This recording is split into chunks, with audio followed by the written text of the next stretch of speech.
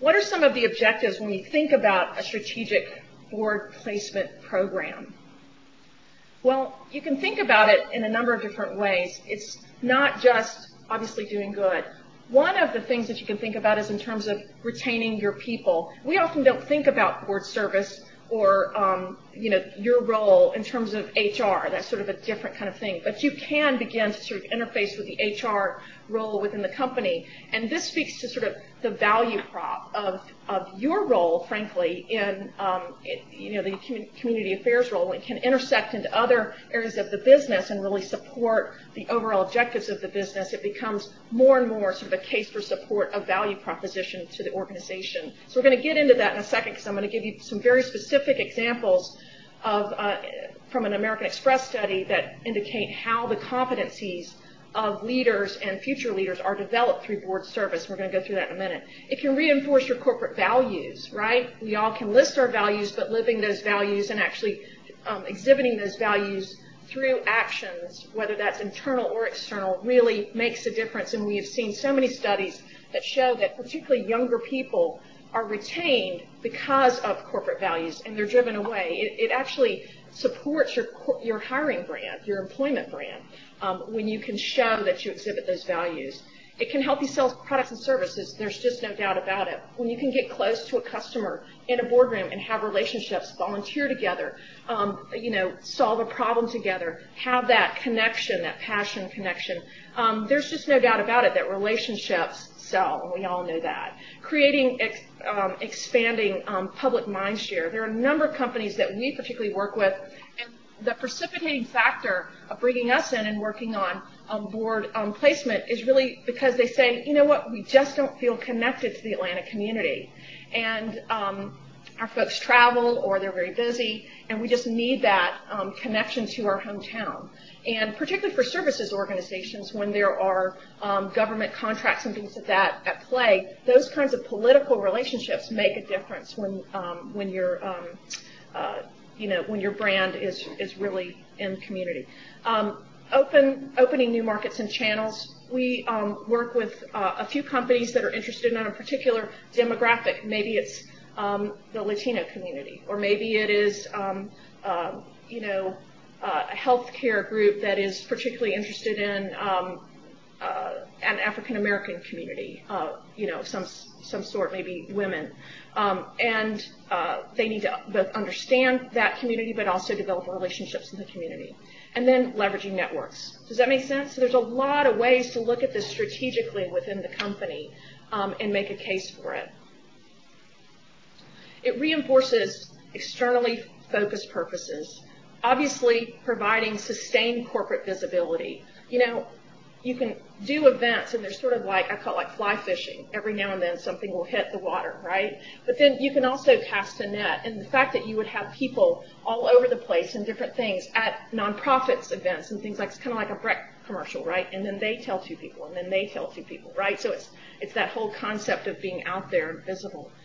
Positioning leaders, obviously, in prominent social or civic leadership circles in different strategic market segments. So, obviously, environmental nonprofits are going to have a certain type of board member. I, know a few, like Clean Air Campaign. They have a tremendous number of municipal leaders, frankly, on their boards, and transportation leaders and things like that. So you can imagine that if you have a strategy that's related to getting close to those kinds of people, that it would be in your self-interest to think about that, perhaps. Or, child-serving organizations tend to have both government folks, but also, frankly, a lot of healthcare type of individual and policy experts are on those boards as well. So it kind of depends. So the flavor of that board reflects maybe some element of what you're trying particularly to accomplish or achieve or get close to. Obviously, opening channels to potential allies or customers, that positive vibe, right? And then reinforcing brand strategies via a particular type of involvement. It strikes me like IBM. We all know that, they're deep into education and, a huge push. They're on like practically every board. But if you look at in the education space, they're absolutely on every board. Does that make sense? And so it's really reinforcing their particular strategic objectives there. And then, awareness of issues beyond your own workplace. There's no better way to get information than to be out there. In terms of internally focused purposes, I talked a little bit about enhancing professional development opportunities and leadership development. It also enhances work-life balance. I mean, I don't know about you guys, but Miranda and I worked all weekend on something, you know what I mean? So I wasn't playing a lot of tennis. But it does allow you to open social networks and do some things like, walk, do walks and runs and things like that. But also, honestly, some of the best friends I have in my life I've met on boards that I've served on. It broadens your circle of influence for the individual and the company, and it further develops a feeder system for citizenship and enhances the understanding and exposure to trust within various market segments. I talked a little bit about that HR thing, and I don't think this can be underemphasized when you're talking about leadership development, succession pipeline.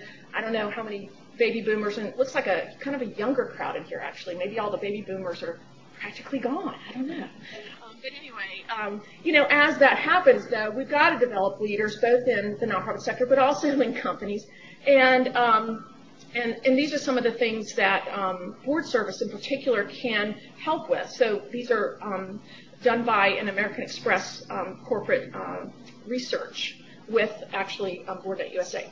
Influencing and negotiating effectively, collaborating effectively by valuing diversity, shaping strategic vision, creating innovative solutions, attracting and developing talent. Does that all sound familiar? These are some of the things that can really be developed on boards, and they're quite powerful. And you can work with your HR group. So for instance, if you have a young person, and we often talk about this in our own board placement, when we're talking to an individual, we don't just say, what are you interested and passionate about? That's very important. But we also say, what do you want to get from this? What is it about you and your own professional development, your personal development that you want to get out of this? Do you want to widen your social networks?